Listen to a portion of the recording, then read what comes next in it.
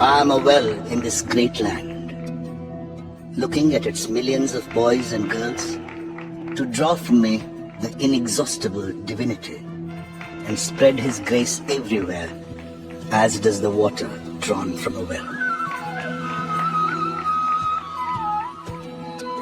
This is my story. The story of the son of Jainul Abdin and Ashama. The story of a lad who sold newspapers to help his brother. The story of a pupil reared by Shiva Subramanya Iyer and Ayadore Solomon. The story of a student taught by teachers like Pandale. The story of an engineer spotted by M.J.K. Menon and groomed by the legendary Professor Sarabhai.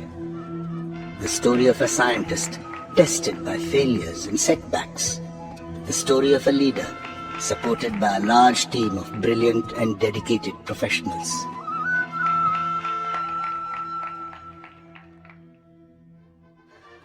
This story will end with me, for I have no belongings in the worldly sense. I have acquired nothing, built nothing, possessed nothing, no family, sons, daughters. I do not wish to set myself up as an example to others, but I believe that a few readers may draw inspiration and come to experience that ultimate satisfaction which can only be found in the life of the Spirit. God's providence is your inheritance. The bloodline of my great-grandfather Aul, my grandfather Pakir, and my father Jainul Abdin may end with Abdul Kalam. But God's grace will never cease, for it is eternal.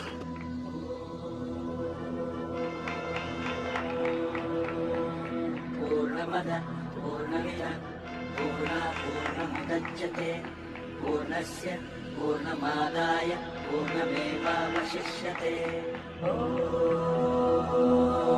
Purnamada Purnamidam Purnamudachyate Purnasya Purnamadaya Purnamevavashishyate. Purnamada Purnamidam Purnamudachyate Purnasya Purnamadaya Purnamevavashishyate. Purnamada Purnamidam Purnamudachyate Purnasya Purnamadaya Purnamevavashishyate.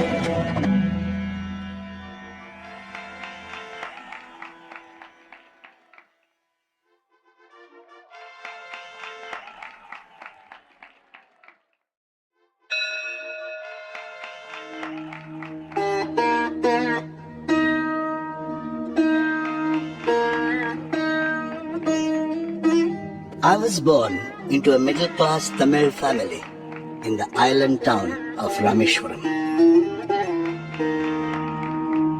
My father, Jainul Abdin, had neither much formal education nor much wealth. Despite these disadvantages, he possessed great innate wisdom and a true generosity of spirit. He had an ideal helpmate in my mother, Ashama. I was one of many children, a short boy with rather undistinguished looks, born to tall and handsome parents. We lived in our ancestral house, which was built in the middle of the 19th century. It was a fairly large Pakka house on the Mosque Street in Rameshwaram. My austere father used to avoid all inessential comforts and luxuries. However, all necessities were provided for. In fact, I would say mine was a very secure childhood, both materially and emotionally.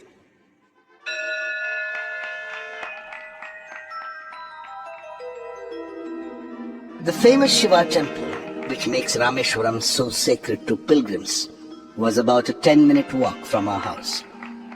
Our locality was predominantly Muslim, but there were quite a few Hindu families too, living amicably with their Muslim neighbors. There was a very old mosque in our locality where my father would take me for evening prayers.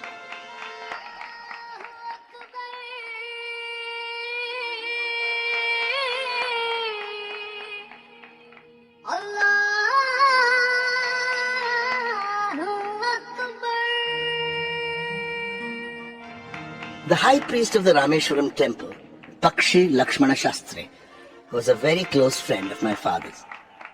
One of the most vivid memories of my early childhood is of the two men, each in his traditional attire, discussing spiritual matters. My father could convey complex spiritual concepts in very simple, down-to-earth Tamil. He once told me, "When troubles come, try to understand the relevance of your sufferings. Adversity always presents opportunities for introspection."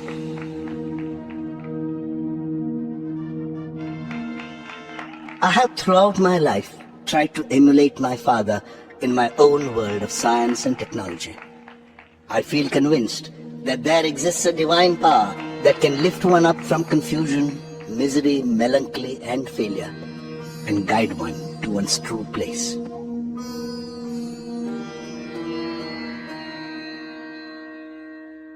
I was about 6 years old when my father embarked on the project of building a wooden sailboat to take pilgrims from Rameshwaram to Dhanushkodi and back. He worked at building the boat on the seashore with the help of a relative, Ahmad Jalaluddin, who later married my sister, Zohra.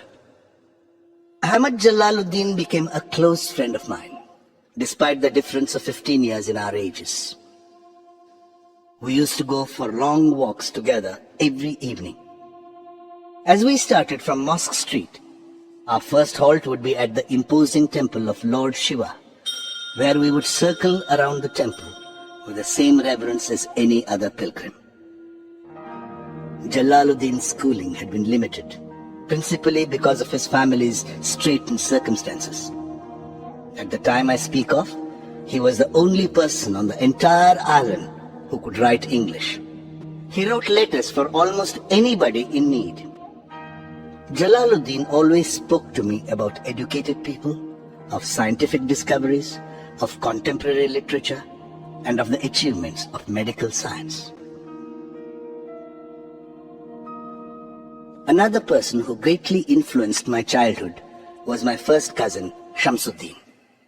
He was the sole distributor for newspapers in Rameshwaram and a one-man operation. The newspapers would arrive at Rameshwaram station by the morning train.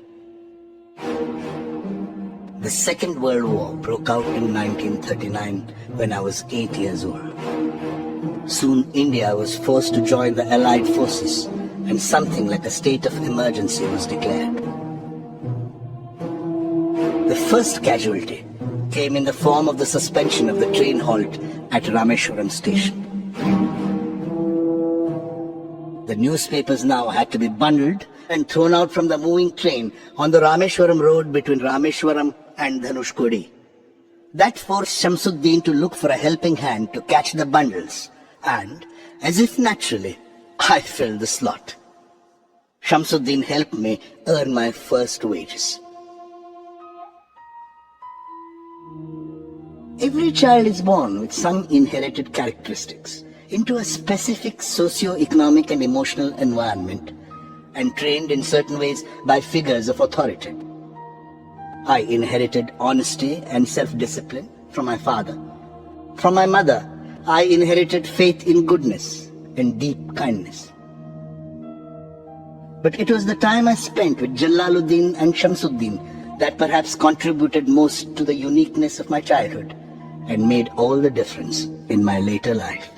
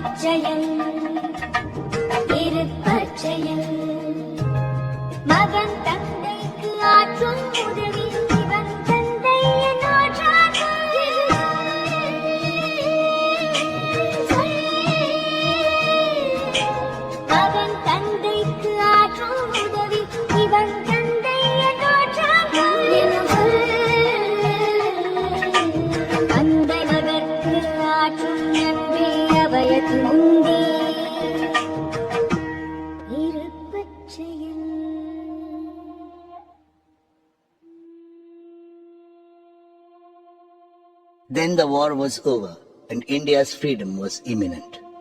I asked my father's permission to leave Rameshwaram and study at the district headquarters in Ramanathapuram. Shamsuddin and Ahmad Jalaluddin traveled with me to Ramanathapuram to enroll me in Schwartz High School. Somehow, I did not take to the new setting. The town of Ramanathapuram was a thriving, factious town of some 50,000 people. But the coherence and harmony of Rameshwaram was absent. I missed my home and grabbed every opportunity to visit Rameshwaram. Once I settled down at Schwartz High School, the enthusiastic 15-year-old within me re-emerged. My teacher, Ayadurai Solomon, was an ideal guide for an eager young mind that was yet uncertain of the possibilities and alternatives that lay before it.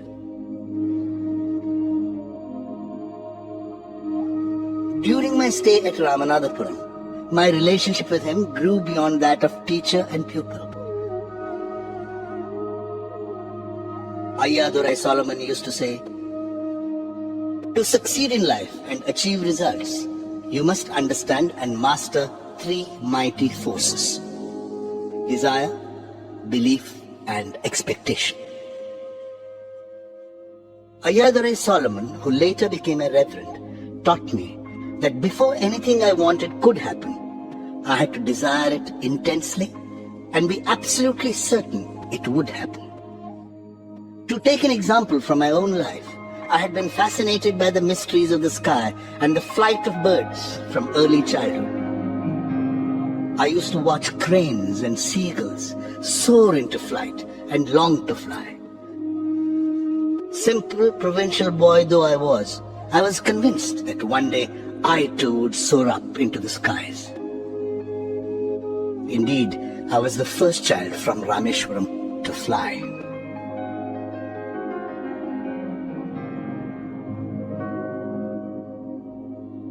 By the time I completed my education at Schwartz, I was a self-confident boy determined to succeed. The decision to go in for further education was taken without a second thought. In 1950, I arrived at St. Joseph's College, Trichy, to study for the intermediate examination. When I later joined the BSc degree course at St. Joseph's, I was unaware of any other option for higher education, nor did I have any information about career opportunities available to a student of science. Only after obtaining a BSc did I realize that physics was not my subject. I had to go into engineering to realize my dreams. I wonder why some people tend to see science as something which takes man away from God. For me, science has always been the path to spiritual enrichment and self-realization.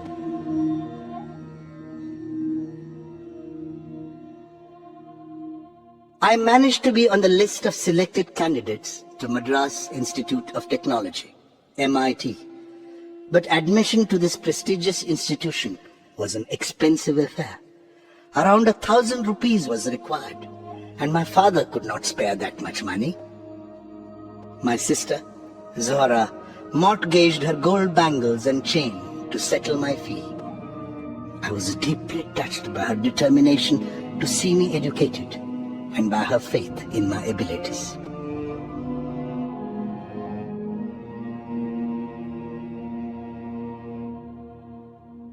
What fascinated me most at MIT was the sight of two decommissioned aircrafts displayed there. I felt a strange attraction towards them and would sit near them long after other students had gone back to the hostel. After completing my first year, when I had to opt for a specific branch, I almost spontaneously chose aeronautical engineering. In the course of my education at MIT, three teachers shaped my thinking: Professor Sponder, Professor K.A.V. Pandale, and Professor Narsingrao. Professor Sponder taught me technical aerodynamics. I consulted him before opting for aeronautical engineering. He told me that one should never worry about one's future prospects. Instead, it was more important to lay sound foundations to have sufficient enthusiasm and an accompanying passion for one's chosen field of study. I myself would like to tell all novitiate engineering students that when they choose their specialization, the essential point is to consider whether the choice articulates their inner feelings and aspirations. Professor K.A.V. Pandalai taught me aerostructure design and analysis. He was a cheerful, friendly, and enthusiastic teacher who brought a fresh approach to every year's teaching course. Professor Narsingh Rao was a mathematician who taught us theoretical aerodynamics. After attending his classes, I began to prefer mathematical physics to any other subject.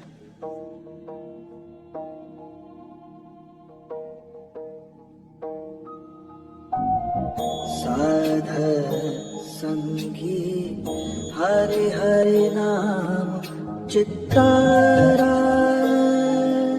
चित्तारा साधा संगी हरि हरि नाम चित्तारा सहज अनंतु होवे दिनु राति अंकुर भलो हमारा साधा संगी साधा संगी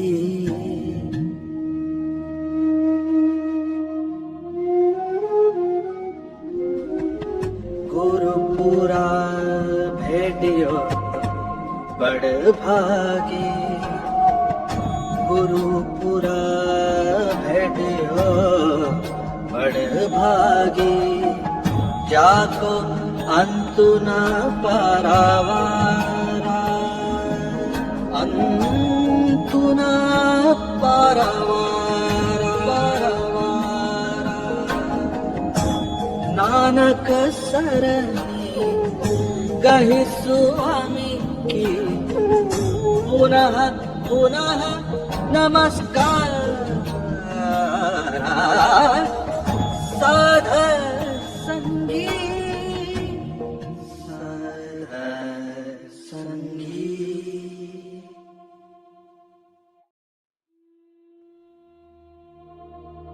From MIT, I went to Hindustan Aeronautics Limited, HAL, at Bangalore as a trainee. Two alternative opportunities for employment, both close to my long-standing dream of flying, presented themselves before me when I came out of HAL as a graduate aeronautical engineer. One was a career in the Air Force, and another was a job at the Directorate of Technical Development and Production at the Ministry of Defense. I applied for both. The interview calls arrived from both the places almost simultaneously. I was asked to reach Dehradun by the Air Force recruitment authorities and Delhi by DTD and P.